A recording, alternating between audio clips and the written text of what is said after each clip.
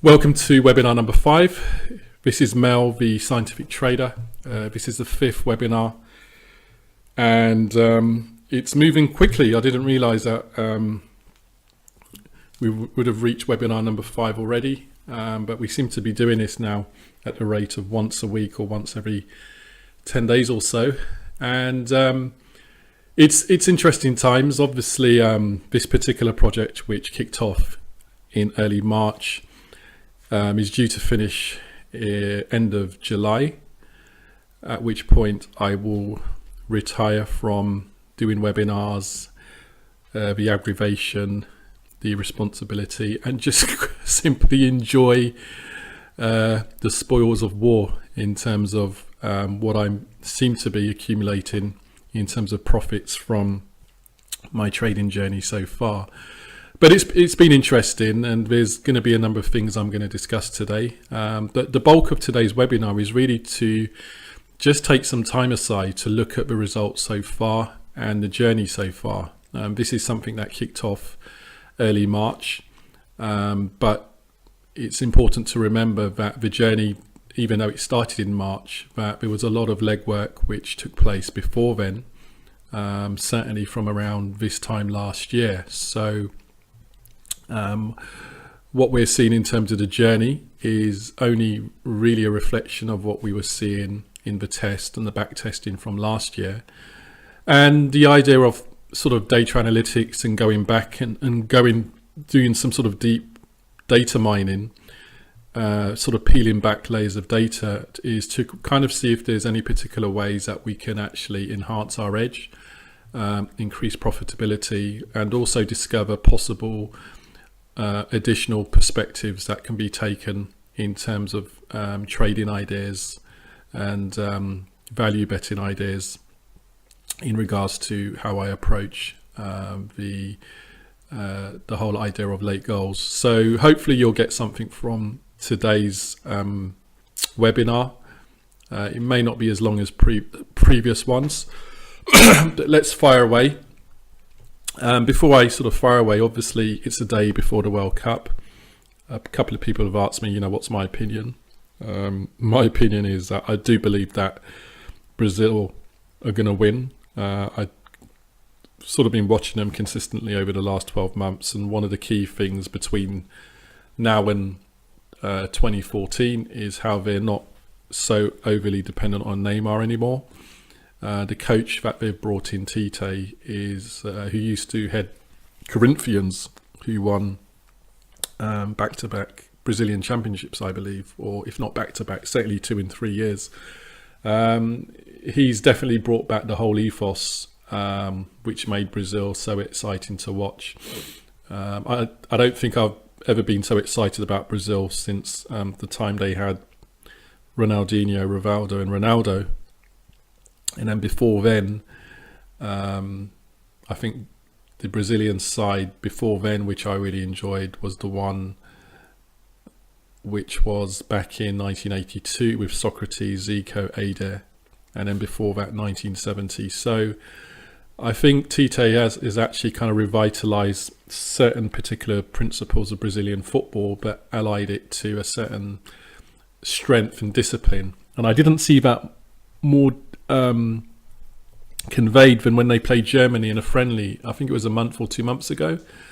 And if you watched that particular friendly, I mean, Brazil won 1-0, but I believe Germany did batter them.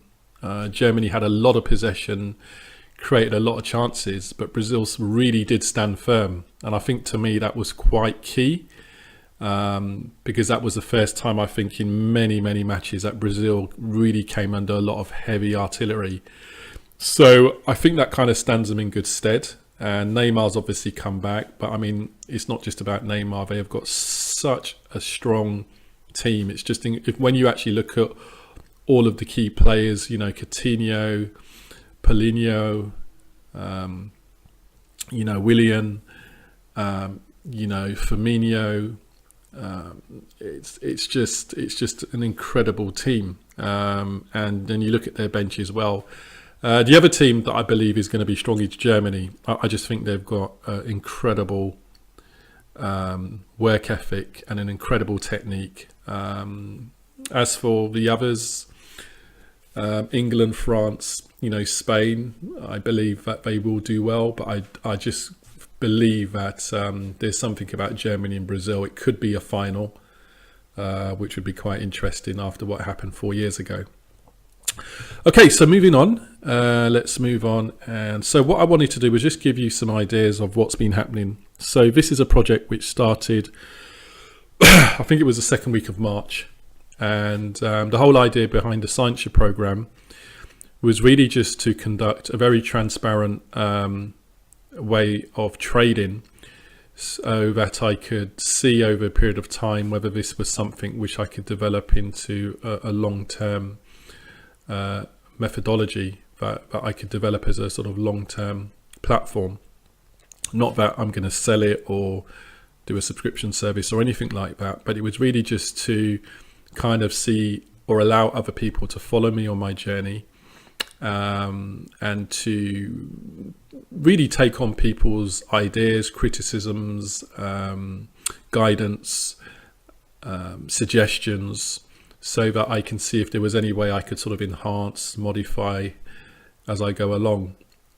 So since early March, there's been 322 trades taken.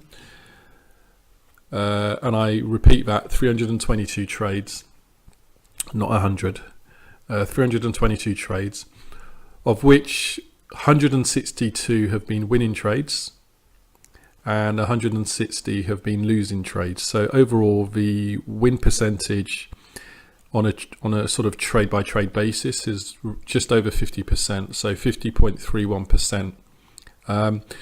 It did start off, I believe, earlier, during the early days, it was sort of around 60%, but then it sort of came down, and that's really because of when you start a particular project, the win rate is going to be quite unstable, and it takes a number of trades before you start to see things settle down. So 50%, that was part of my expectation anyway, based on the price that I normally go in. My range I was looking at was 50 to 60%, so it's obviously sort of at the lower end of that. The average price trade entry that I've gone in is 1.63, because I lay, so I sort of buy low and sell high. And the average price trade entry is 1.63. What that essentially means is that that's the mean. Sometimes I will go in higher, sometimes I will go lower, and what dictates when I decide to go in is a combination of things that I'm looking for, which I'll talk about on the next slide in terms of statistics as well as momentum drivers. But 1.63, so basically what it means is that on average my reward to risk ratio is 1.63 to 1. 1.63 to 1. So with a win rate of 50% and a reward to risk of 1.63, what I wanted to do was just kind of see, well, how does that translate if we use the equity curve simulator? So if I always start using these same value systems, so win probability of 50, just call it 50%, and we're just on average, I think it was 1.63. So I've done 332 trades or so. So let's just see what this suggests. So as you can clearly see, if I was based on those parameters which are defining my project so far, you can clearly see that it's a profitable system. And this is running, equity curve simulator multiple times. You can clearly see it's a system that is, and basically, if I was using risk 2% risk per trade, so your liability is always 2%, but obviously there's a lot. It would have gone up by over time if I'd sort of kept money in my account consistently. But I so far, I think I've been using fixed risk. So when you use fixed risk, obviously what it essentially means is that your income potential is obviously slightly reduced as compared to if you're using a risk per trade, which is percentage based. But nevertheless, it's clearly showing you that it has upward momentum. Okay, obviously I've had losing days and I've had winning days. So the total cumulative losses of losing days comes to £3,464.52. And the total cumulative winning days comes to £13,946.01. So overall, I've got a net profit, which I've built up over time, which is sort of around 9.5, approaching £10,000. Now, if I'd kept all the money in the bank, then basically my position sizes would have been increasing quite significantly over the time. But obviously I've sort of dipped in to take money out of my bank, so I've kind of maintained the same type of position sizing so far throughout the journey. But regardless, you can clearly see it's certainly a profitable system. So the average losing day is £164.97. So on average, when I have a losing day, the average loss for the day is £164.97. And when I have my winning days, the average winning day is £296.72. And if you divide the average winning day by the average losing day, you see that my average winning days are normally around 1.7 to 1.8 times more than my average losing day. So all of these stats are very much showing signs of positive expectancy. So really just a reaffirmation then. So it's a strategy which is predominantly late goals. So this is where I'm looking for signs that there will be a late goal later on in the match. And I normally go in around 83 minutes, but that varies. It can be later than that or slightly earlier than that. But on average, it's around the 83-minute mark that I normally go in. But it is a strategy where I can vary the in-time interval. So certainly most of the time I'm looking for a goal between 83 minutes to 93 minutes or 94, because on average with added time or injury time added on, it normally takes the game into the 93rd or 94th minute. However, this strategy, I've also been using it so if you look at 83 to 94 minutes, that's normally like a 10 or 11 minute interval. But I can apply this strategy. So if I wanted to kind of take that time interval and move it sort of further up, I could apply it from 75 minutes to 86 minutes.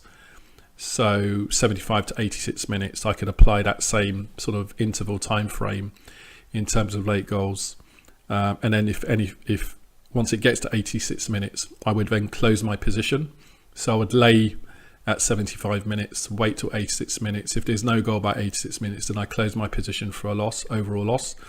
Obviously, if I'm working with my default time interval, which is 83 minutes at the end of a game, then what tends to happen is that I will either normally close out my position when price comes down to like 1.03, 1.02, 1.01, or sometimes I might just let it run to expiry. So a lot depends on what I'm seeing in the game. If the momentum is actually drying up, and we'll talk about momentum in the next couple of slides, but if I see that momentum is drying up as the match is actually sort of reaching its climax, then I don't normally stay into to the end. And sometimes that bites me back because you know, you can never be 100% sure of what's going to happen. But so these are just some of the fluctuations that I allow for in terms of how my approach is.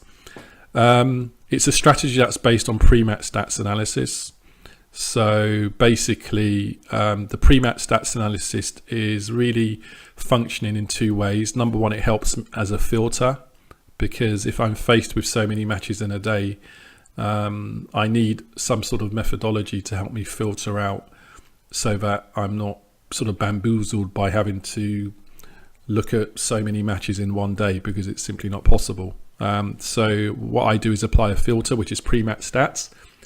And with the pre-match stats, I'm looking at there's actually 17 different variables I look at, and all of these variables I apply a weighting to them, and that's just born out of experience, testing, etc., etc. So it's quite a unique approach for myself.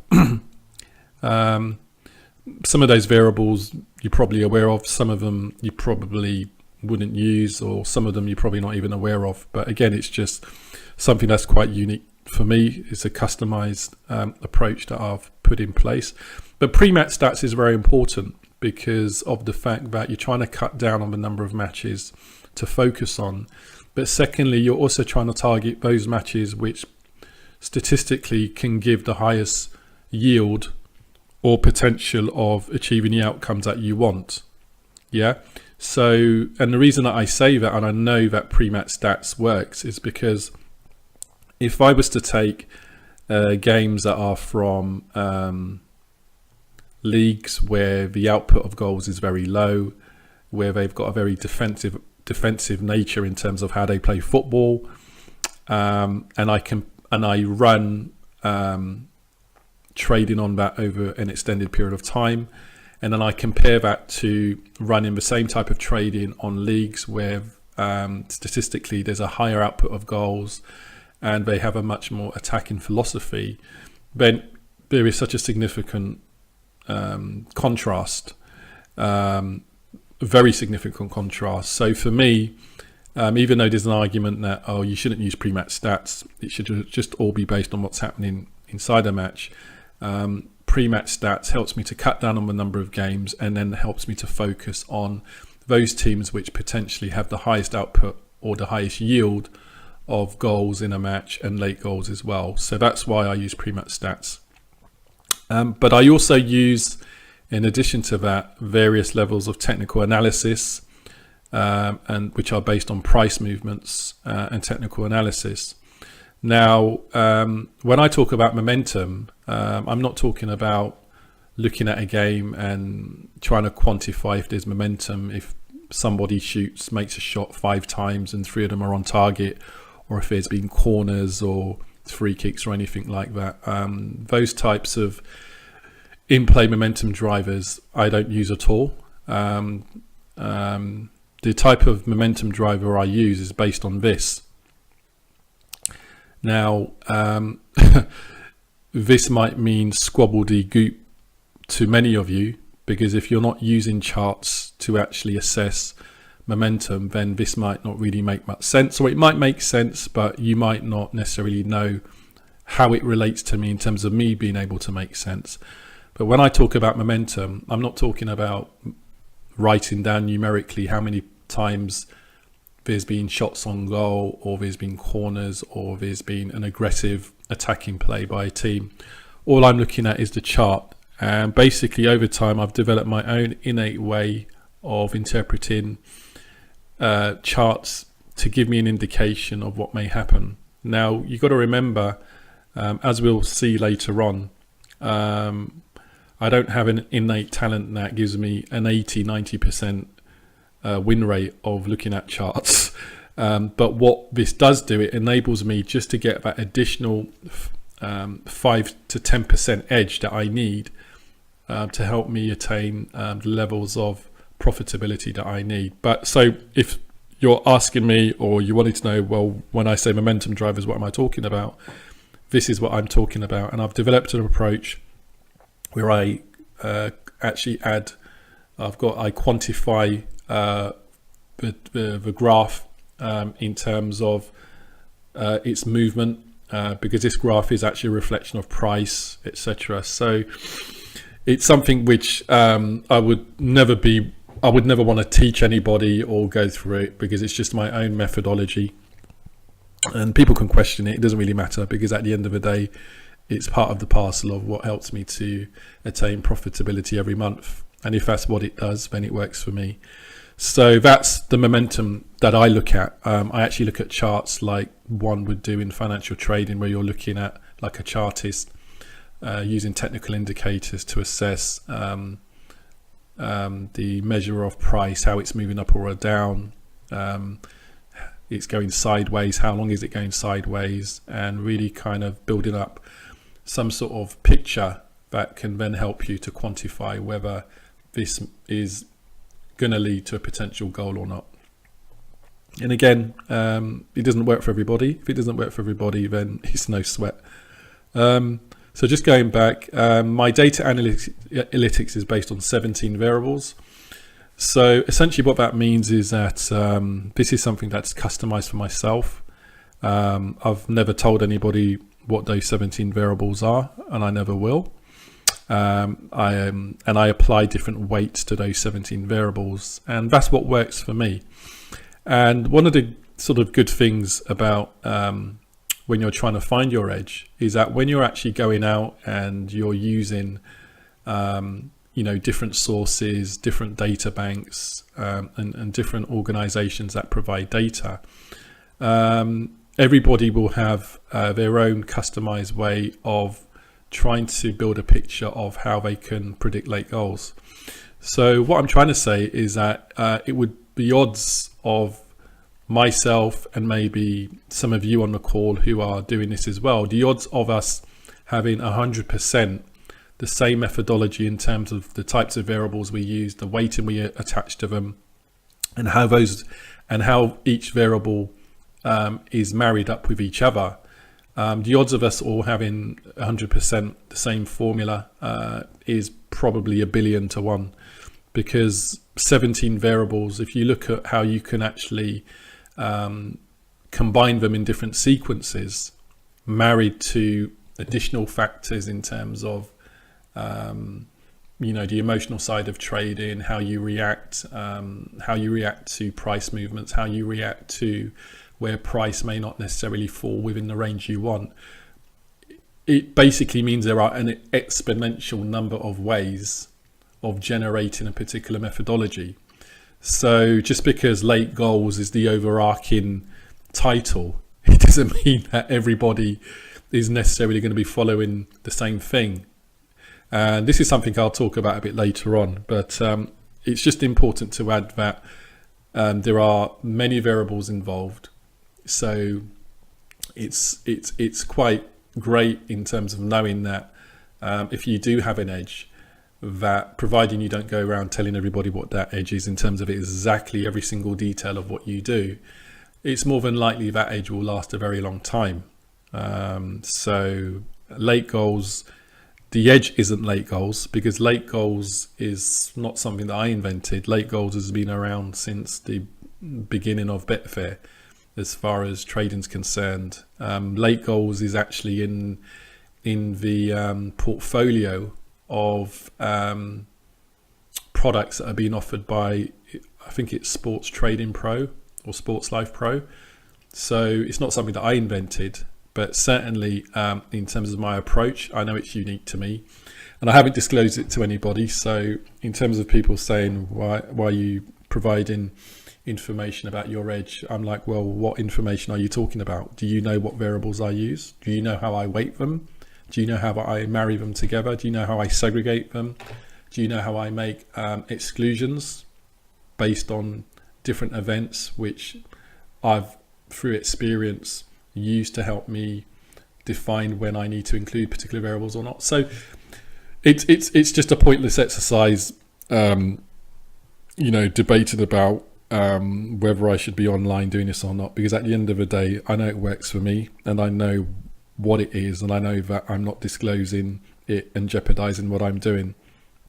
And so point number 7, a unique combination of weighting means that my approach is unique and undisclosed. So it's just pretty arbitrary, really. But at the end of the day, the reason that I am able to do these webinars is because there are certain recommendations I can make based on how I do things, which doesn't necessarily jeopardize what I do. And some of the recommendations I make are probably things that other people have known anyway, and so it's just an affirmation of generally what we should be looking at in terms of late goals. So that's the momentum, as I said. As I say, it doesn't work for everybody. But one of the points I just wanted to make is this. a couple of years ago, I actually had subscribed to a program called Football Hedging, which is run by a guy called Tony Langley. Now, I've spoken about this to some extent previously in terms of how I didn't really resonate with the strategy. I just couldn't get it to work. And there were certain things that put me off, especially in regards to possibly large potential risk if you weren't able to kind of balance things out between different markets. However, but the one thing that I couldn't deny is that it worked for Tony. So I say that to say this, which is just because it doesn't work for me, it doesn't mean that it doesn't work for Tony. And it's not a strategy that resonates with me, but it's a strategy that resonates with Tony. And so one of the things that I've been very careful not to do is just this sort of typical sort of attitude that I see within the industry. Whereas if just because it doesn't work for you, it means that it can't work at all. That type of attitude is just a very egotistical attitude. It's very egotistical, very prideful. And it's a sign of, somebody that's not humble enough to accept that just because something doesn't work for them, it can't work for somebody else. And so with the football hedging system that Tony runs, even though it's not something that I like, I would never ever sort of discredit him and say that it's a pile of crap and that it just can't work, because it works for him. And if it works for him, he's obviously got a particular way of working it through in terms of profitability, and he's got an emotional stance that is able to resonate with the strategy, where he's not able to make mistakes or see things the way that I see it. So I've tried to carry that approach into what I do, and it's something which I also would advise other people to do. So for instance, if you see me, the fact that I use momentum in this perspective to assess whether I should make particular informed decisions to go ahead with a trade or not. Well, just because it doesn't work for you doesn't mean it doesn't work for me. So it's something I just wanted to sort of re-emphasize, because too many times I think we kind of believe that we're also supposed to be clones of each other in terms of our approach. We're all supposed to work from the same hymn sheet. And as I've said to you, and I keep repeating this, and I'll repeat it again till I'm blue in the face, there are many different approaches to profitability. So no one person can claim that the strategy they have is the only way that you're going to make money in football trading. Yeah. I've seen many different people make money in football trading consistently, and it's nothing to do with late goals. It's nothing to do with how I approach it, but they still make money consistently. And part of the reason for that is that if you think that there are, if you look at the amount of variables there are in football per se, then it would be really foolish to say that, well, the one that I've found is the Holy Grail and it's the only one that is going to be consistent over time. So it's just something just to sort of re-emphasize that there needs to be a humbleness in terms of how we approach our trading. We should always be open to learning, and at the same time also be open to debate as well, because everybody has different ways of looking at things, different ways of problem solving. So just something I just wanted to re-emphasize.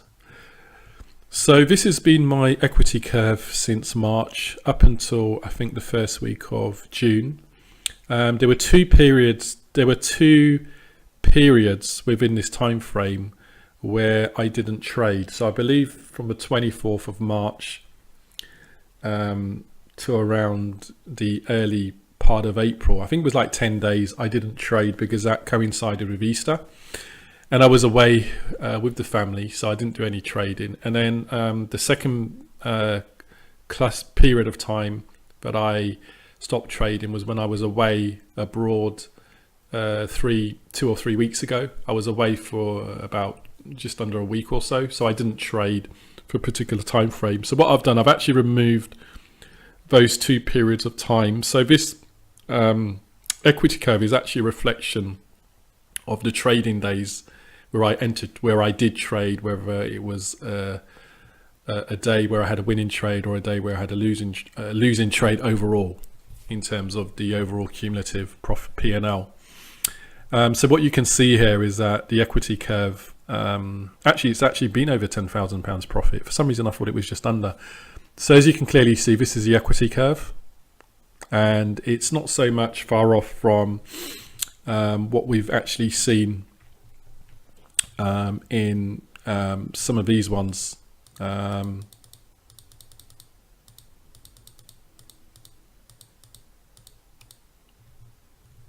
So you can clearly see that the nature of the equity curve, especially in terms of the pullbacks, consolidation, and then obviously the new equity highs, it very much is consistent with what I would have been expecting.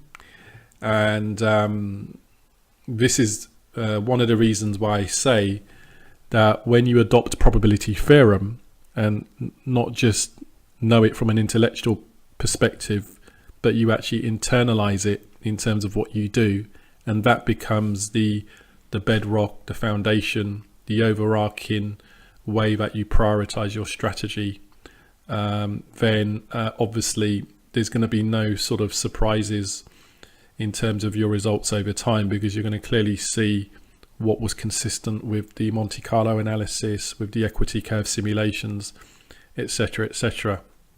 And as I've said, the whole purpose of how I trade is predominantly to reduce volatility, and this seems to be something that some people seem to have a hard time grasping, but we'll talk about that a bit further on. But yeah, and the results don't lie. So at the end of the day, whatever people think, whatever you think, you can clearly see that the results are actually clearly on par with what I had been expecting from the back testing. Okay, so moving on to the next slide. So again, this is just a different vantage point of assessing the data. This kind of gives a contrast or comparison of the winning days versus the losing days. So I've already sort of talked about this on previous webinars regarding how essentially we can see clearly that there's more winning days than losing days, and how whilst the losing days are restricted, we do allow for winning days to actually ramp up quite significantly. So again,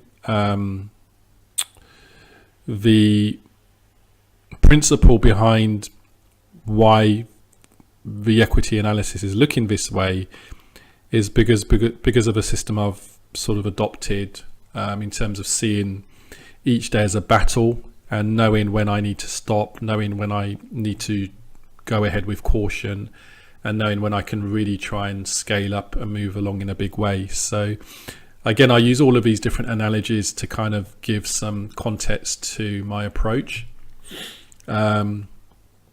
etc. So what we're seeing here is really just a net result of a process which I follow. If I was to actually just trade on and on throughout each given day, so for instance, if I hit 3 or 4 losses to start off with a day, but I keep continuing to trade, if there are more setups that I should take based on my analysis, then what would happen is that over a period of time my profit would actually be a lot higher. So I would actually have examples where these winning days would actually be even higher than you see, but then also because I would be sort of moving from day to day without any restriction on my daily losses, then these daily losses could potentially be a lot bigger as well. But overall, because my system has a positive expectancy, what would happen is that over a period of time, my profitability would actually be a lot higher if I was trading a methodology where I was simply just taking every single trade as it comes, every single trade as it comes, every single trade as it comes. So that's something I'm aware of, but it's my choice. It doesn't really mean anything to me, because at the end of the day, the way that I'm adopting my battle sort of mentality, it works for me. It synergizes with my lifestyle, and I'm happy knowing that I don't necessarily that I may be not necessarily achieving the full potential of the system by adopting a framework of trying to reduce volatility. But at the end of the day, I mean, who's going to argue with making £10,000 over the course of a month and a half? I mean, if you try and nail that down in terms of that's £10,000, there's no tax implications, and you compare that to market rate of doing a contracting position in IT. So what's the big hahoo? If that's the approach I want to take, absolutely fine. Unbelievable.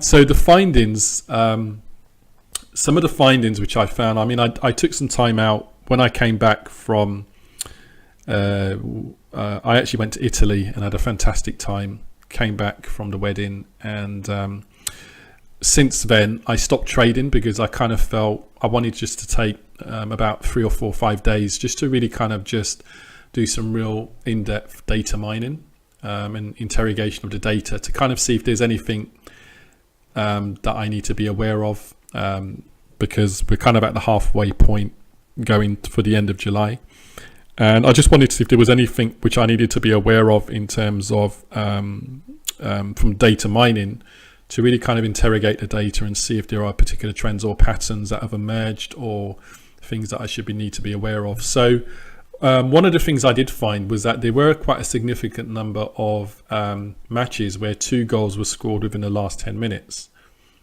And that was quite interesting, because what I now need to try and do is work out what is the potential win rate here if I took this on as an additional value-added trade in terms of 2 goals in the last 10 minutes, and the profitability, the price that price would be, which is normally around, I think it's like 1.1, so 1.1, 1.09, so very, very low, liability. So you can really maximize by placing some very, very strong position size in hands, knowing that the liability isn't going to be that great. So like, a £300 trade or £300 position stake, at its ultimate, the liability is probably going to be about £30. But what I need to do is test to see whether, because the win rate is obviously going to be a lot lower, if the win rate still balances out with the reward to risk to create something that still is profitable over time. One of the other things that I notice is that if I sort of extrapolate the system, so I'm going in at around 78 to 79 minutes, then basically my win rate would probably be in the region of about 70%. So a 70% win rate. But if I extrapolate the system where I'm going in at a 70% win rate, then my reward to risk would drop to around 1 to 1. Now, I know many people will be aware of that Psychoff does a lot of stuff where he's going in around 75 to 78 minutes.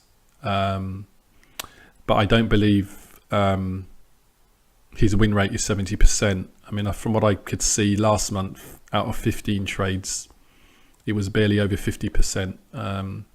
So there can be fluctuation. I mean, I don't know what his total stats are, but what I'm trying to sort of convey is that if I wanted to adopt a similar method where I'm going in more around 78 to 79 minutes, then potentially it means that my win rate is obviously going to go up from 50%, because there's more goals that are going in that I'm capturing if I'm going in a little bit earlier. And one of the difficult things about this strategy is the one that I adopt is where you're waiting sort of, you know, in the 82nd, 83rd minute, and then the goal goes in 78, 79, and you're like, oh. Because then you have to make judgment calls as to, well, should I still expect another goal because of the fact that a goal's already been scored? And, you know, there's many times where I've said, nah, I'll just leave it, and then another goal scored in the 87th minute. So this is where, you know, your judgment call of what's happening in a match reading, and in terms of just testing, just to see what works for you, is quite significant. So 78, 79 minutes. Now, I actually tested this on Saturday. Was it Saturday or Sunday just gone? I actually did some paper trading, and there were so in that paper trading, I was testing based on going in at 83 minutes, and then I was testing based on going in at 78, 79 minutes. And essentially what happened in that paper trading exercise was that over the course of the day, there were 17, in terms of going in 78, 79 minutes, there were 17 trades, of which 12 were successful and 5 were not successful. And when I then was looking at, well, if I'd gone in at 83 minutes, around 83 minutes, there were 7 that were successful and 5 that were not successful. I mean, obviously the 5 would be a constant, because it's a constant in terms of what those losses are going to be, regardless of whether you're going at 78 or 83, based on sort of going towards the end of the match. So that was quite interesting, because certainly at this period in time where there has been a drop off in a number of potential trades that I would normally take, because obviously we've entered a season where a big bulk of the leagues that we would normally trade in have closed. So there is still enough leagues there to trade, but you obviously do notice the significant drop, especially during certain parts of the week. The weekends are not too bad. Friday, Saturday, Sunday seem to be still pretty much okay, but certainly there's certain times during the week between Monday to Thursday where it can be a bit thin on the ground. So, you know, one of the things I'm considering is, well, because going in at 78, 79 is still generating a good level of available trades, should I go in, even though my risk reward is going to be 1-to-1, but because there's going to be still a good amount of occurrences taking place, should I adopt that methodology during the week, or should I adopt it per se 7 days a week until we hit sort of the end of June, when beginning of July things start picking up, mid-July things start picking up? So those are questions which I need to sort of consider. And another finding was the removal of significant deadwood data. So I did actually find that there were particular elements which were quite significant. So we're not talking about just removing stuff just to make your win rate look better, but we're talking about statistically significant finds, which I realized that if that sort of clump of data, or that clump of consistency that I'm finding, which is weighing down my overall positive expectancy, if I remove that, then it can make quite a big difference to my profitability. And this kind of goes back to what I was saying before in some of the previous webinars about, you really have to know what you're doing, so that you're not just curve fitting for the sake of trying to make things look good, but that you really do know what you're doing, and that you're doing things with integrity and with statistical justification to do it. So I sort of know exactly what I should be doing now, as opposed to probably last year, 2 years ago. So there are some changes I'm going to make, which hopefully will make quite a big difference in terms of positive expectancy. So this slide is just kind of giving you a comparison between market expectations versus Scientia.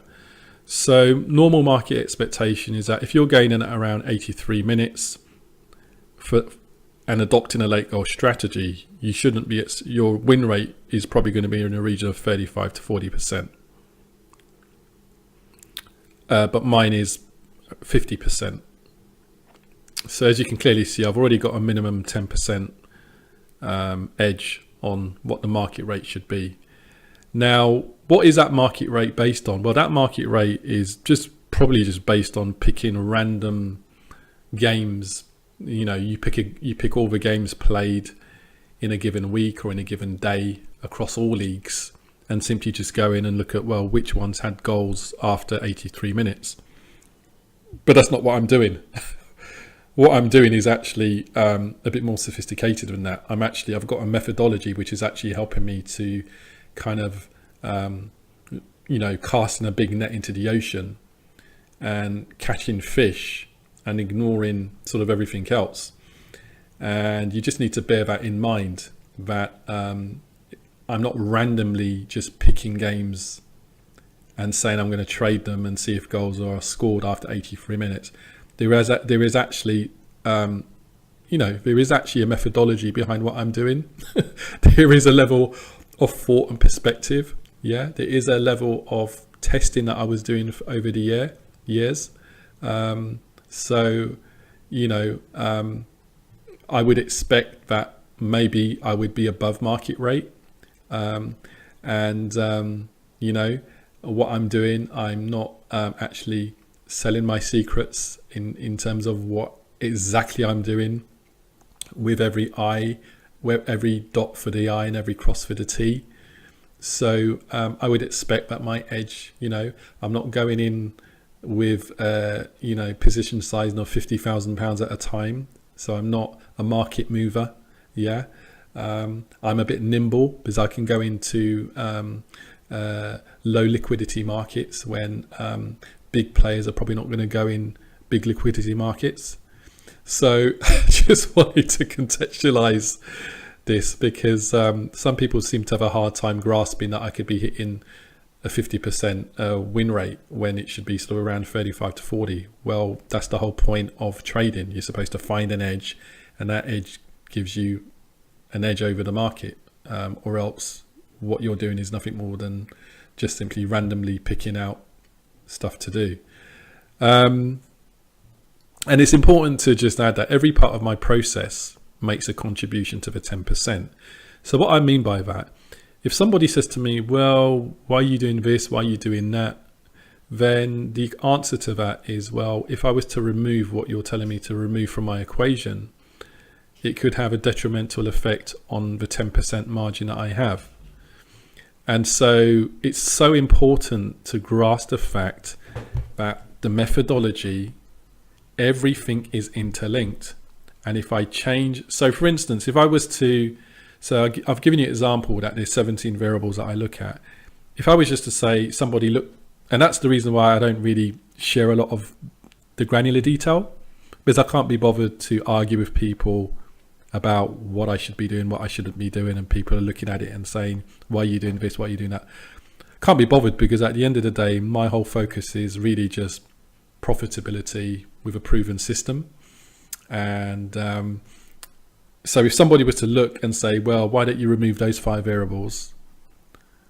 Well, removing those 5 variables could have a detrimental effect on the 10% margin.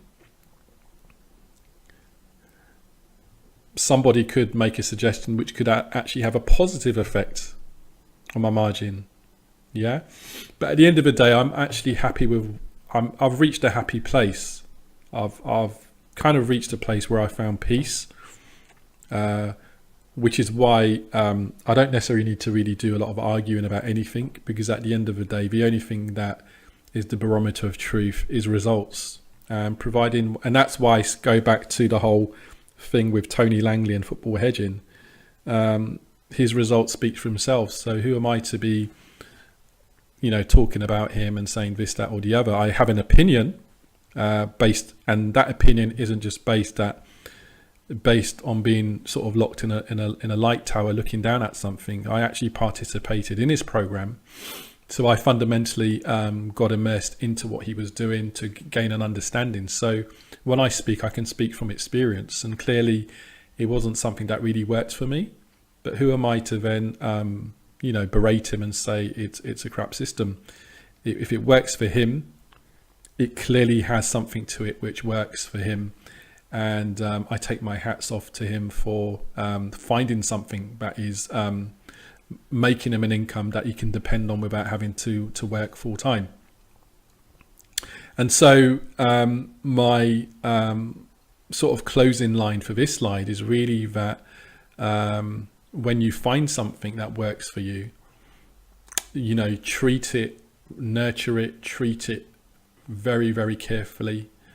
Don't prostitute it by all of a sudden, writing a book and trying to sell it for £30 because you want to make some profit. Protect what you have, protect your edge. The edge is basically like blood in your body as far as trading's concerned, because once that edge, and it's very, very difficult. And this is something I just wanted to emphasize.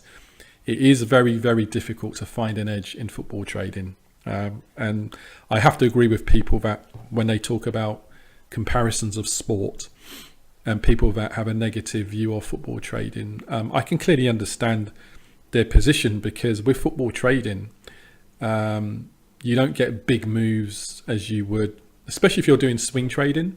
So like tennis and horse racing, those are examples where I think it might be easier to find an edge as opposed to football trading. Football trading is very, very, very difficult to find an edge. And so when you do find it, I think the most important thing is, even if you're doing something like myself where you're talking about it from a high level perspective, just always be careful to make sure that, you don't get drawn into situations where you start revealing some of the inner essence of what you're doing, because people naturally will want to always know exactly what you're doing for free and then take it and start selling it. So always make sure that you build a concrete wall around the true essence of what you're doing, but with enough flexibility for you to give some very high level insights and recommendations. So basically, I define myself as disruptive because basically what I do gets people upset because it's not the norm, it's not the standard. And then what kind of pees people off as well is the fact that I'm actually generating profits. So if it was something that was losing, then it would sort of be like a justification of the opinions that soothsayers and oracles of wisdom have. But because it's profitable, I don't really care. And that's the great thing about when you've got something that's working. It doesn't matter what anybody says. And the more that they rise up in a tirade against you, is the more ultimately they're going to look stupid. Because at the end of the day, if the results that you have are actually positively moving forward in a consistent fashion, then obviously it then undermines the perspective they're coming from. And some people don't want to change, and it kind of goes back to that whole medieval saga that took place with Copernic, and the Roman Catholic Church, or there was some sort of historical thing I can remember from my history lessons, or was it Galileo? I can't remember. But there, the whole issue about, is the Earth round or is the Earth flat? And despite the evidence, the establishment just wanting to bury their head in the sand like an ostrich and pretend that things are the same as they all have always been. And what disruptive traders and disruptive speculators like myself are doing is we're really tearing up the script, because we're actually coming from a perspective where we're not being restricted by certain ways that traditional sports bettors have been looking at markets. So when you're using probability firm as your foundation, it really helps to actually cut through and puncture a lot of the restrictions, a lot of the reins that people want to impose on you in terms of what you should be doing and what you shouldn't be doing. And so I call myself disruptive. And what's been quite interesting is over a period of the last sort of month or so, I have actually been contacted by other people that are also spearheading particular perspectives that they're looking at, which seem to be profitable. Some of them, there's no way I would have even had any inkling that that approach would have worked. And there's been 3 individuals that have actually approached me in the last. They've actually been quite heartened by what I'm doing. It's kind of given them kind of like emotional fuel, because these are people that, you know, try to take their very, very sort of innovative ways of working into forums and got basically slated, banned. And so, you know, it's almost like, you know, birds of a feather flock together. And so there's been like a kindred spirit thing where these individuals, we've been liaising, sharing ideas. And I can clearly see they're disruptive speculators as well, because of experiences that they've gone through, how they approach things from a statistical and probabilistic and scientific perspective, and with a ethos that is willing to sort of challenge conventional norms. And so I've been having some great, I mean, some of them have just wanted to keep anonymous because they're not really interested in getting publicity, and they're happy just to make their thousands of pounds per month and tens of thousands of pounds per month and just live a happy life without having to deal with, you know, people having any sort of negative criticism of them, which fair to them. But one of the groups of people that have approached me who were happy for me to talk about them was this particular website here. It's called Trade on Sports. Now, one of the individuals from this organization, he actually contacted me actually quite a number of months ago. And I actually didn't really respond to him a lot, because at the time I just didn't want to be sidetracked by anything else. And I think in my heart of hearts, I sensed there was something that he had, and I just thought, I don't want to start looking into what he's doing, because I just don't want to be sidetracked from what I'm doing. I've got this project with Scientia, which runs from March to July, and I don't want to start pulling in different things, and then all of a sudden it impacts what I'm doing, and then it kind of skews everything. So I had purposely sort of parked him aside. But you know, he's quite a consistent character, a likable character, and also a bit of a maverick. And you know, he's kind of also a bit full of himself as well, but in a positive light. I'm sure you won't mind me saying that, because, you know, he's very proud of what he's got, and, you know, he's got something which he wants to tell the whole world about. So it's Trade on Sports, and he's got a particular methodology which is based on the fact that his data bank and his data analytics, and he's been doing this for many years, seems to be give suggestions that, based on what happens during the early part of a match, has a bearing on what happens in a later period of the match. Now, I haven't had an opportunity to thoroughly test it, look into it. I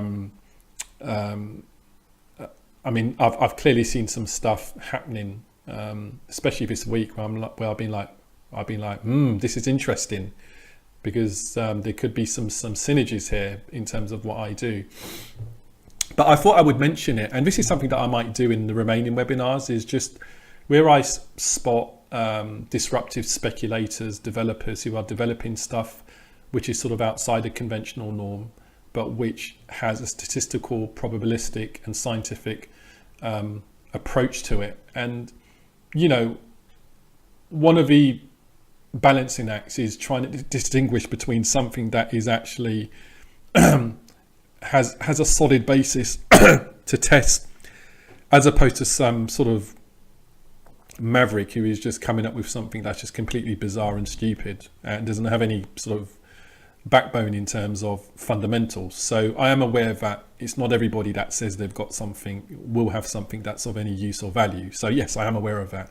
However, I would say trade on sports, look them up, try and see what they're doing. And because I think that, they've got something there which I believe could have some use, and there's different variations, and they're completely ongoingly making enhancements and modifications, and they've got a very, very good group there. But again, it's just another example of how there are different people rising up who are kind of fed up with a lot of the crap that's been peddled out there, and are willing to kind of roll up their sleeves, jump into the ditch and do the dirty work needed to carve out something which is actually going to have long-lasting sustainability to it. And it's something which is disruptive. And so, for those of you that are listening that are in this mold of thinking, if you take it into forums, don't expect that you're going to last in that forum for a very long time, because each forum has gatekeepers who are the oracles of wisdom, and sometimes you have to question whether these people actually trade, because some of the things they say, it's just, anyway, I'm not even going to go there. But certainly what I would say is, if you are in the mold of somebody that is quite innovative and you found something, and it's very important to protect your emotional capital, because certainly, people's opinions and people's slating or people's remarks, if you're not strong, it could have an impact on you, where you may even start questioning what you've been doing, especially when what you're doing hits a bad run. Because every system, it doesn't matter what your system is, it will have a drawdown, it will hit a bad run. And so if it hits a bad run, and then at the same time you're entertaining thoughts from people that are actually questioning what you're doing, then it's like a double-edged blow, isn't it? So you've just got to look at ways to protect your emotional capital and protect what you've got. But at the end of the day, what you've got also has to have some substance to it. It can't be just built on the whim, or be so exotic that it completely kind of violates particular sort of fundamentals. So just something to bear in mind. But trade on sports, that's my pitch for them for this week. So this leads me on to something else. Now it's quite interesting, because I've always tried to sort of, my background, is marketing, business development. So I'm quite well aware of, the whole science and the whole industry of being able to create marketing, publicity, etc. And it's quite interesting, because I was looking for a publicity agent, and I was thinking to myself, in London, where I'm from, what is the market rate for hiring a publicist? And it's quite expensive. It's more expensive than what you would think. But these guys are good. So, I was looking for publicists, but in the end I found one, and guess what? He's free of charge. I couldn't believe it. He was absolutely free of charge. And I thought to myself, well, this is fantastic, because if I can create more exposure for what I'm doing without having to pay for it. And I was always like thinking, well, what's the catch? Because, a lot of people don't offer things for free, but for some reason, this seems to be working. So it's something that somebody that I'll give you a bit of an insight into. His name is Robert Salter, and he operates as the name Cassini on the web. And another nickname for him is the Nutty Professor. And it's been quite interesting, because he's been doing a lot of publicizing for me, and I really, really do appreciate it, because I don't really give a monkeys about how many followers I have, but I've noticed that my follower count has been ticking up quite steadily ever since he started creating blog posts about my website and the work I do. And it was quite interesting, because I thought to myself, this is fantastic, because every blog he puts out, it's causing people to come and want to know a bit more about what I do. And some of them have actually, some people have actually emailed me and said, you know, I saw a blog post on you on this particular website from Cassini. Is it true what he's saying? And, you know, I've looked at your website and you're nothing like what he's talking about. And it's been very entertaining. But I just hope that this individual continues to do what he does, because at the end of the day, I don't really give a monkeys, because at the end of the day, I'm making profit, and I'm not in this game to become like a voice of authority in the industry. Come end of July, I'm out of here, baby. This has just been really just a 4-month journey just to share ideas. So, you know, come end of July, I don't really give a monkey about what happens in terms of what people say or do, because I'll just continue into the sunlight, working on what I'm working on, and we'll continue to make profit. But yeah, this individual, he's quite a maverick, quite a colourful character. But I do appreciate how much publicity and how much exposure he's bringing more to what I do, because whether people come with an open mindset or a negative mindset, at the end of the day, they have to read what I write, they have to listen to what I put out. And so even if they don't like the idea, at least it's sown something into their mind that they can never forget. And hopefully it can challenge old paradigms if people are willing to be open and humble. And humbleness is a key trait to have. But on his website, I mean, he complains about my webinars. Well, if you see his blog post, it's quite a neck and neck as to which one is the one that rambles on more. I can ramble on, so can his blog post. So it's probably neck and neck. But yeah, he goes by Cassini, which kind of gives this kind of nice, mysterious, esoteric feel, like he's some sort of professor. But his real name is Robert Salter. And what's quite interesting about this character is that he does have a reputation of coming into confrontation with lots of different people, especially people that don't always subscribe to his way of thinking. But he's been around a long time. But what kind of got my attention was the fact that it was a lot of negative posts, and there were some statements he made. I don't really give a monkeys, or I'm not really concerned about what he says about me or my strategy, but there were statements he made about football trading in general, which I thought was quite interesting. And it kind of, as I was kind of sort of chewing it over, I did kind of wonder, is this somebody that was involved in football trading before? Because one of the trends that I find is that when you come across people that are quite bitter and ready to kind of unearth the whole earth to try and, you know, put what you're doing down, trying to find holes, and, you know, we're humans, so we will make mistakes in terms of text or numbers we put down. But when somebody is so scrutinizing and trying to find every little dot and every little cross, it then kind of leads me to believe, is this somebody that had a bad experience in terms of football trading? And what's quite interesting is that I've come to learn that he actually used to lay the draw. He had a lay the draw service many years ago, which actually failed quite miserably. And there was actually a number of years where the return on investment for the whole year was actually a loss of 20%. Actually over the course of 3 consecutive seasons. And it's quite funny because some of you might know Joseph at Football Data UK. Football Data UK has been around the block for years, a real heavyweight. I may not have mentioned them, but they're really up there with the likes of Ian at FTS Income, real heavyweight in terms of data analytics. And, you know, those guys are just on a completely different level.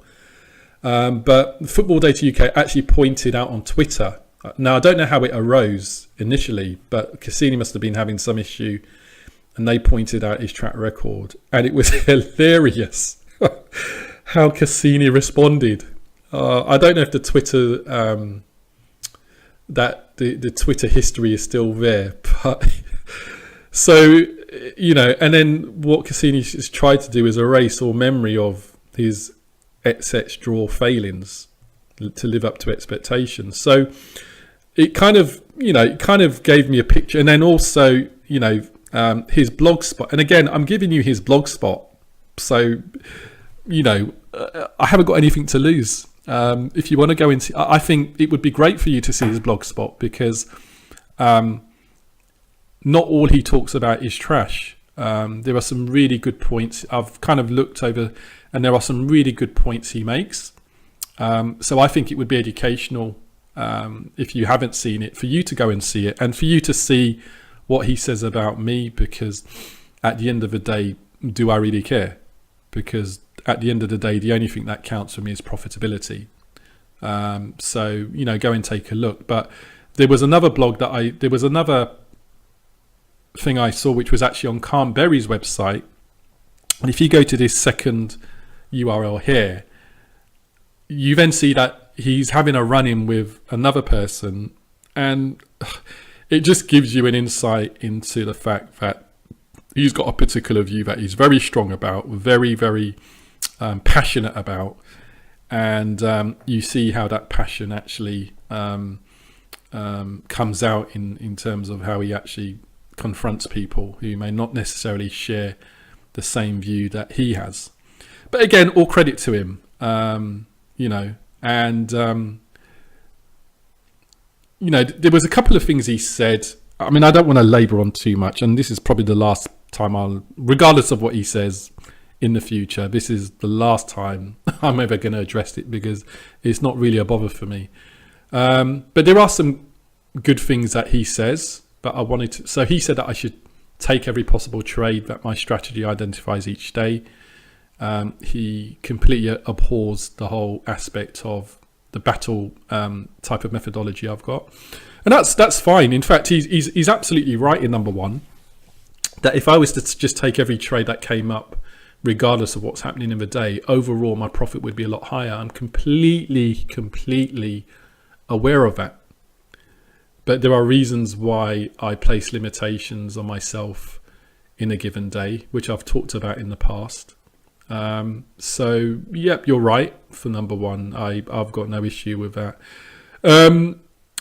Despite all his berating, there is a point where he actually recognises that, well, if I am hitting a 50% win rate, well, it will only go down to 35% after time. So there is actually some sort of recognition from him that, he can't run from the results. But he obviously has to add a caveat to that this is something that will eventually decline and go down to 35% over time. He also questions why I should be giving my strategy away online. And again, I've addressed that in this webinar, that just because I'm saying I'm talking about late goals, I didn't invent late goals. Late goals has been around, it's been around for a very long time. It's just that it's not a particular type of strategy that a lot of people make a lot of noise about, mainly because most people haven't been able to make it work. So he says, why am I giving it away online? Well, what exactly am I giving away online? I haven't told you what 17 variables I'm looking at. Today's the first day that I've actually told you what I mean when I talk about momentum. And with that momentum graphical, the way that I look at it and what I'm getting from it, is somebody else going to get the same picture from it 100% like I do? No, because we take in and interpret things differently. So, but I do understand his point, and he has raised again another valid point, that if you have an edge, you need to protect it and not sort of share it verbatim with the whole world. And so that's why I've been very cagey at times, because I'm trying to give enough that people have enough to go and work with to generate their own models that work for them, without revealing the true inner secrets, because it's something which has cost me a lot in terms of time, money, and I'm not prepared to actually just give it away like that. He also believes that I'm going to be asking for investment in August. Why? I don't know. Maybe it's because I'm not charging for what I'm doing now, so they have to try and come out with something else, because they can't accept the fact that I would do this without any ulterior motive. Well, when August comes and September comes, let's see if I'm asking for investment, and then let's revisit it and then see what next excuse he's given as to why I've been doing these webinars. So I've had people contact me and say, oh, why don't you just ban this guy from your Twitter? And I'm like, banning, block it is too easy to block. Why am I blocking him? Why am I blocking him? What have I got to lose? I mean, it's not like he's jumping on my Twitter account every single day. And what he does on his blogspot is completely up to him. So, as I said, if people want to come on my Twitter account with different ideas, different vantage points, I absolutely fine. I think this is all about fostering debate and helping people to recognize that there are new paradigms out there that can be explored, investigated and exploited. All I ask is that people have a humble... I mean, there was some other guy that came on and seemed to be agreeing with Cassini, but was a bit more moderate in terms of saying that he hopes that I succeed, and that if it really is working, that it works. And I can detect he's not in agreement with everything I do, but there was a certain air of respect and things like that. That I can appreciate that, in the same way that with football hedging, I don't really agree in terms of the way things are done, but there's still a healthy respect I have for the man that's actually making it work. So for me, I think, we just have to be respectful and open to the fact that not everybody's going to share the same opinion, the same perspectives that we have. And that's because we're all different. And that's because we look at things from a different vantage point. And Scientia, the Scientia program, is not really about convincing people with theory. It's about providing some theory, but showing you the results so that you can weigh up the results and see for yourself whether, because at the end of the day, the barometer of truth is really going to be the results, isn't it? So that's why there's no need to, get my pants in a twist over what people are saying. People can say what they like, because at the end of the day, the only thing that matters is my equity curve. If my equity curve drops or something happens and then it starts dropping, then obviously I would have to come to a realization that maybe my edge was an edge that was only temporary. But clearly, over the course of 300 trades, anybody will tell you that 300 trades, you should have a fair idea of what's happening as far as your system's concerned. So I hope that's all clear. And at the end of the day, if there's anybody out there that disagrees with my disagrees with my fundamentals, the approach I have, at the end of the day, what I say is irrelevant. What you say is irrelevant. The only thing that matters is this. And if anybody does have is very vociferously and very passionate in terms of being an opponent to what I've been discussing, well, show your results.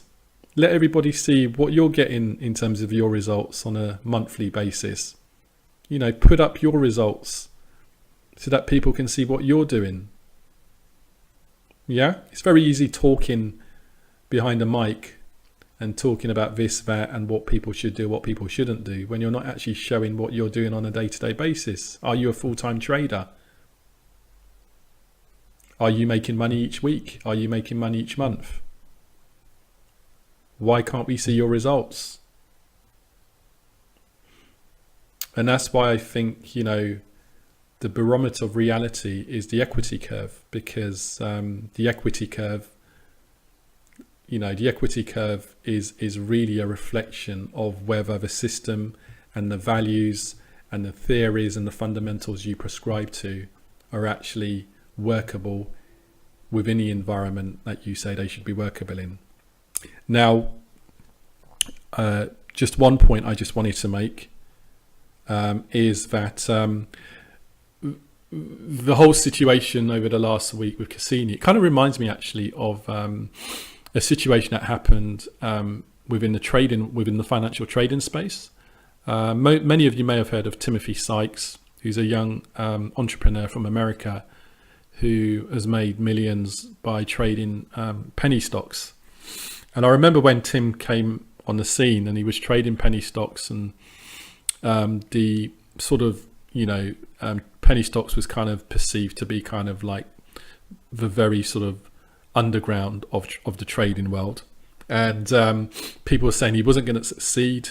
And then he started a course, and people were saying it was a scam, it was a rip-off, that you just can't succeed. There's no longevity in penny stocks because of the way that penny stocks operate, and the sort of normal, what you would perceive to be the normal financial trading world. So those people that trade options, equities, and don't go down to penny stocks, they were all, he got a lot of slating in the media and social media. And what was quite funny, he then sort of grew his customer base, and then he then was able, through his customer base, there were other people that then became millionaires, like Tim Grattani, and some of them were on with Timothy on a number of sort of mainstream American TV shows. And what was quite interesting was that I then saw an interview with Tim. He was interviewed by Tom Zosnoff, who's an options trader, and he's got a particular channel, very good channel actually. But Tom just abhors penny stocks, and Tom and his compatriot were interviewing Tim. Tim had actually been invited into their offices, and despite all the evidence, Tom Zosnoff just would not accept the success that Tim was having, and in terms of Tim's training program for Tim was creating conferences where 200-300 people were coming at a time to learn more about what he's doing.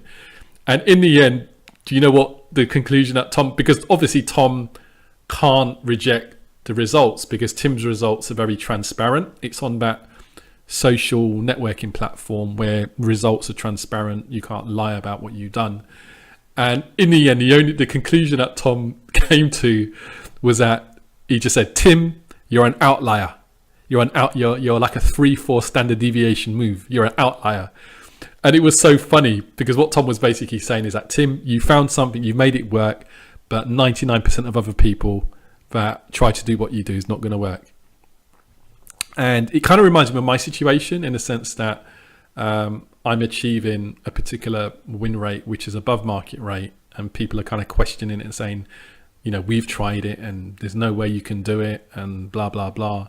And am I an outlier? I don't know. I mean, let's continue this program till the end of July and see how it goes. I could very well be an outlier. It could be the fact that I found a particular combination that only works for me, just like others may have done in the industry. I don't know. But by talking about what I'm doing, all I'm doing is giving people a chance to try and see and replicate what I'm doing their own way, or just challenge some of the old stereotypes that we see in the industry. Now, as I said, I don't really care what anybody says. So whether it's Cassini or anybody else, it just doesn't bother me, because at the end of the day, I'm laughing because I know what I'm achieving, and I know what's in my account. But there was one thing which Cassini said, which did kind of I thought to myself, wow. And he said that the key to long-term profitability is that you need to know something that no one in the market knows. Good luck with that in a popular and well-studied sport as football. Gold time certainly won't cut it.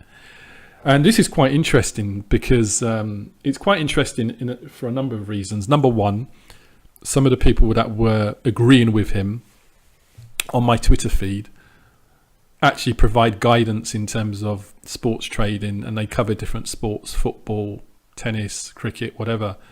So it was quite bizarre to me that they're agreeing with him on a lot of what he's saying, but they were not actually rising up to confront him about what he's saying, which is basically that you just can't make money in football.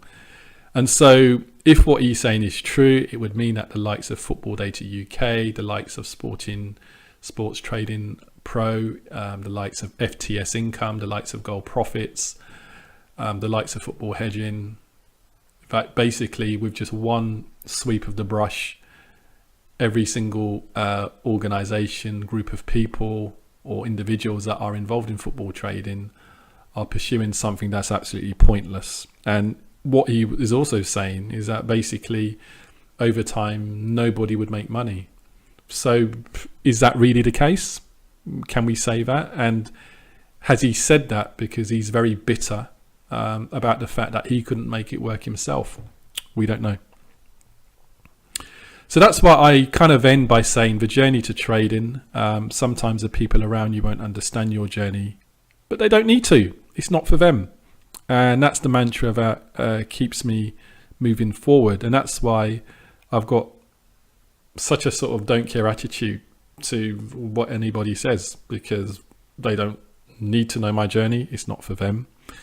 But what I would say is if you are looking for truth and you're looking for innovative ways of doing things, then just keep an open mind, be humble enough to actually give something a try, or even just entertain and understand the vantage point that somebody's coming from before you're willing to throw the baby out with the bathwater, because you never know that there might be some gems you might pick up which can actually improve either the way that you trade or the way that you approach problem solving, or just your whole sort of attitude and perspective on particular fundamentals to do with the sports industry in general. So you can always again find me at www.scientiatrading. So I just wanted to answer Betzita's tweet. She had Betzita had actually sent me some tweets previously and I hadn't answered them. So I really did want to answer them on this particular webinar. So in terms of recommendations of any staking, no, there's no recommendations I have. I think clearly you can go with a percentage-based stake plan or a flat-based. The difference between the two is that with a percentage-based, it obviously starts to, it obviously has the advantage that it will over time increase the profit of your account much further than a flat stake plan. But it's up to you to decide. I don't really have any recommendations. It really comes down to what you're comfortable with and where your account is at that particular time in terms of its growth, and whether you feel that you want to sort of take on percentage based over flat stake. But it's neither here or there. In terms of I think the second part of your question is in reference to just trading endlessly as each setup comes, rather than a restrictive approach based on sort of like the battle plan approach that I have, and if there's any difference. Yeah, there is a difference. If you take every sort of available setup that comes, then over time what's going to happen is that your profit potential is going to be a lot larger, because of the fact that you're using the law of large numbers to actually to your advantage, in the sense that you're simply just taking on as many setups as possible. Whereas with the battle plan approach, it's a lot more restrictive, where you're only trading on throughout the day if you've actually started off with a premium hand, or you've started off where after 4 trades you're still in profit. So with the law of large numbers, ultimately over time, utilizing the law of large numbers to your effect, where you're just trading every setup, it will obviously benefit you. However, what I have found is there is a difference in terms of strike rate. So if I just trade endlessly, what I find is that my strike rate comes down slightly, because you've got to remember with the battle plan approach, where you got the first 4 trades decides how you're going to sort of maneuver throughout the rest of the day in terms of trading. With the battle plan approach, which I talk about in webinar 2, what I have found is, if you can remember, I was using examples of a continuum of peaks and troughs like an oscillator cycle. And you might remember I was trying to sort of use the analogy that what we're trying to do with the battle plan approach is jump on for the ride when the market is trending in the favor of your strategy, and then as things turn and the oscillation is actually now moving downwards, that you're jumping off the slide quickly rather than sort of staying on for a very long downward spiral towards the bottom.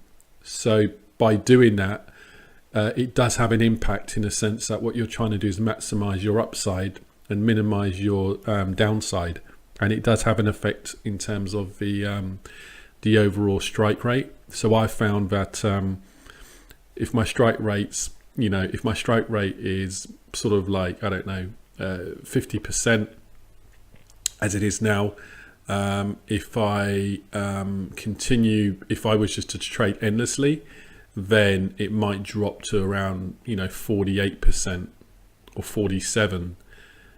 But that's kind of compensated by the fact that you're now taking on more occurrences, and that's why overall it would still be more profitable if you were just trading every setup as it comes, because even though the strike rate will slightly go down, because now you're not only staying on and maximizing the upside, but you're staying on when there's downside as well, because you're simply just deciding that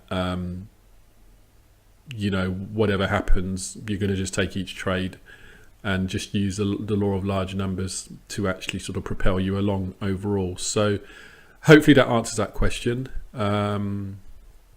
You've also said further down, I've now achieved more than 60% strike rate in around 500 matches live, with more than 3,000 matches back tested so far. Only put money on a few to test. How much variance cherry picking are on my results after a lot of filtering, and as you said, niches, and how can I keep it? 60% is quite high, and it's likely that there will be swings where the range that I've always found is 50 to 60%. Now I don't know when you're going in. If you're going in around sort of 83, 84 minutes, then 60% is very high. It's the sort of higher aspect of that range, which kind of fluctuates between 50 to 60%. So if you're at 60% and it's after 500 matches, then I would say that's a fantastic achievement. So when you talk about variance, so variance is basically where you will see fluctuations week by week. So some weeks you might be at 60%, other weeks you might be down to 50%. There might be some weeks where you're down to 45%, and there might be some weeks where you're up to 65 and even as high 70%. But the overall mean reversion will always mean that over time the mean will the average will be in that region of 50 to 60%. For me, a lot of the times it's 55%.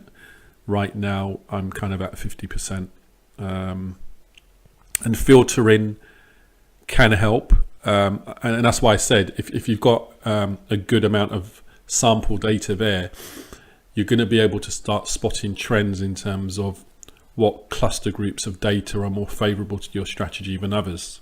And that's the whole point of optimization, because what you're trying to do is cut off some of the deadwood that's kind of holding your positive expectancy down, and keeping the other cluster groups which are actually quite favorable.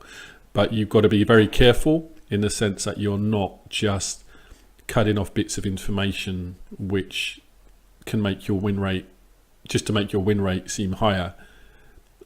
Because what's going to happen if you, for instance, if you spot a particular cluster, so say like you might find that you're testing and you find that you want to cut out scores which are 1-1, because in your data pool you might have a situation where there were 20 trades that you took where the score was 1-1, and you found that 15 of them were losses and 5 were wins, well, you might look at that and say, well, maybe I should just cut out 1-1s out of my trading plan, because obviously it's holding things down with a win rate which is quite low if I'm only winning 5 and losing 15. But 20 trades it's such a low sample size that and then what's going to happen, you're going to cut it out, and then what you're going to find is that when you start trading, you miss out 1-1s, and then find that all of a sudden the 1-1s are actually winning trades if you've taken them. So what you've got to do is just make sure that if you're cutting stuff out, that you're cutting it out on the basis that there's actually at least been, I would say at least been 100 trades for that cluster that you're looking to cut out. I think 100 is a good justification to give in terms of making a decision as to whether particular deadwood needs to be eliminated from your trading plan. So hopefully that helps.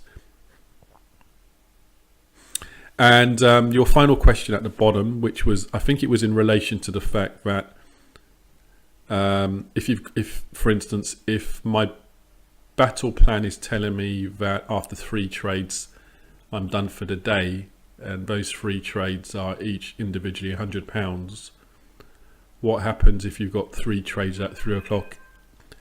What happens if you've got 3 trades? So I think what happens here is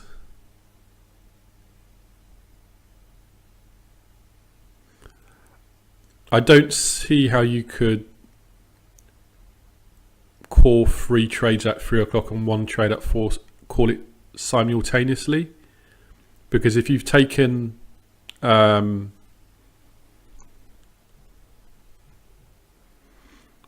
because if you've taken 3 trades at 3 o'clock, you're going to know at oh, okay, I see what you're saying. Oh no, what you've got to take into account, BetZeta, is again, I mean, I don't know what you're doing, but certainly if you're looking at like the last 10 minutes of a match, then the last 10 minutes of a match which begins at 3 o'clock, if we're talking about the last 10 minutes, then you'd be sort of going in at around 4:25 to start monitoring the market, and then you would be looking to go in probably around 20 to 5. Yeah. But 20 to 5 is actually coming up to the end of the first half for the 4 o'clock kickoff. So you wouldn't be going simultaneously into 3 and 4 o'clock at the same time, because the kickoffs are actually at least an hour apart. So I don't understand. I mean, it actually brings up another point. If you've got a situation where you're using the battle plan approach, and say at 3 o'clock there's like 7 or 8 available setups, I suppose the question is, well, what do you do? Because if you decide to go in all 8 and they're available to go in, then, you know, if they were all to lose, then you could end up with like an £800 loss. And then the question is, well, if you've got 8 available setups and there's only 3, what judgment call do you use to decide which 3 to actually target? And again, that's going to be something that comes down to your discretion. With myself, if I'm going to be honest with you, what I do is say like I've reached a particular time zone where there's 6 or 7 setups, and they've all sort of come up at the same time. What I will do, I will simply just pick the first 3 that show in my list, because what I have found is that if I start trying to be too clever in saying, well, let me go for the 1st, the 5th and the 7th because of this or whatever reason, it always is sod's law that the ones I decide to go for like that end up being the ones which might end up being losses, and then I see that the other ones which I didn't go for actually turn out to be winners. So in the end, I've just said, you know what, I'll just leave it to chance in that situation, because all of them are setups. So it's not really, so at the end of the day, I've just got to accept the randomness of probability, and the fact that I have no control over how those results are going to be, but all I do is follow my setup, follow my methodology, make sure that those setups are the high positive expectancy setups that I would normally go for, and then just leave it. So I would just pick the first three and just leave it, and whatever happens, so be it. So that's how I approach it, rather than getting all flustered and trying to sort of figure out, well, should I really go for the fifth and sixth? I mean, you can, your trading plan and your trading approach is completely down to you. I'm just sort of sharing how I approach it. But now, if you're using the sort of law of large numbers approach, that you're just going to try and trade every setup, then you would simply just go in as quickly as you can. I mean, I don't know how quickly one can go into 8 individual markets when they're all coming up, because I mean, if all of them are sort of around the 82nd, 83rd minute, there's a high chance that as you're going into some of them to place trades, that there's going to be goals in some of the other games that you might miss. But again, it really just comes down to testing what works for you, and whether you go with the battle plan approach or the law of large numbers approach, either way, over time, it will definitely still work out in your favor if your methodology is correct and sound, and if the principles that you're using behind what you're doing are sound as well. So hopefully, Betzita, I've addressed all of the questions that you've wanted me to. Thank you. So to end the webinar, you can contact me. My website is www.scientiatrading.com. If you want to contact me directly, it's admin@scientiatrading.com, and my Twitter handle is @scientiatrader within Twitter. So again, it's been a great privilege sharing insights with you. If you have any questions, or if there's things that are still not clear, just feel free to give me a shout. I'll always do my best to respond as quickly as I can. But until then, have a great week, have a great weekend, have a great time watching the World Cup, and we'll be in touch again over the next week or two. Bye bye.